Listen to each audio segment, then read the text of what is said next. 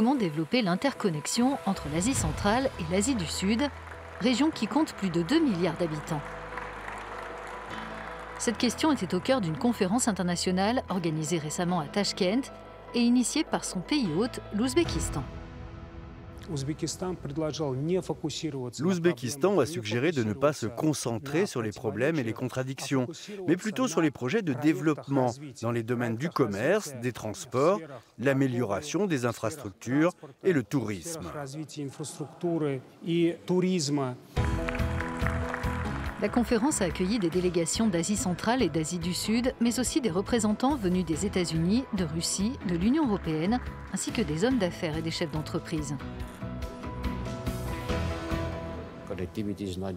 L'interconnexion, ce n'est pas uniquement une affaire de béton et d'acier ou d'infrastructures physiques. Cela concerne aussi la révolution numérique et la manière dont des liens se tissent entre les populations.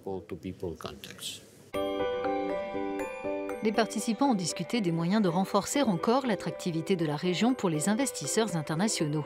Les débats ont porté sur les secteurs du transport, du commerce et de la culture. L'avenir de l'Afghanistan a été un autre thème majeur. La stratégie, c'est que l'Afghanistan devienne un pont entre l'Asie centrale et l'Asie du Sud. L'Ouzbékistan, à son niveau, travaille à développer la coopération régionale et mène des projets d'infrastructure. L'un d'entre eux consiste à construire une ligne électrique à haute tension qui desservira l'Afghanistan.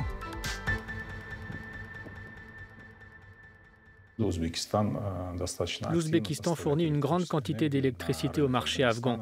Nous prévoyons de multiplier nos volumes par 2,5 une fois la ligne entre Sourkhan et Puli-Khumri achevée.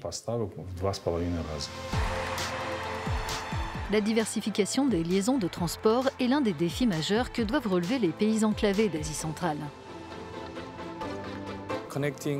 Établir des liaisons entre l'Asie centrale et l'Asie du Sud, c'est important car grâce à cela, des pays enclavés comme l'Ouzbékistan peuvent avoir un accès portuaire et maritime et devenir un maillon de la chaîne logistique mondiale et du commerce international.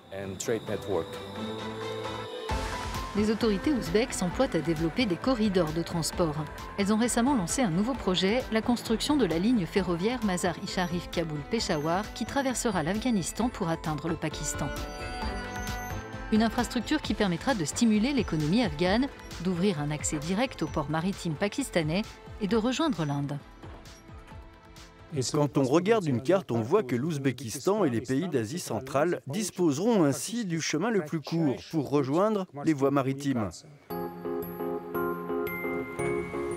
Pour le chef d'entreprise ouzbek Amroulo Sadoulor, cette ligne ferroviaire offrira de nouvelles opportunités commerciales puisque les délais et coûts d'acheminement des marchandises seront considérablement réduits.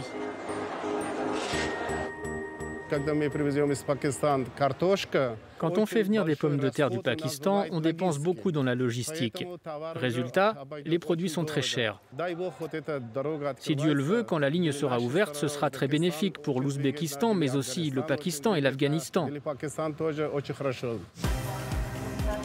Le développement de ces interconnexions est aussi une manière de restaurer les routes de la soie qui jadis traversaient ces pays.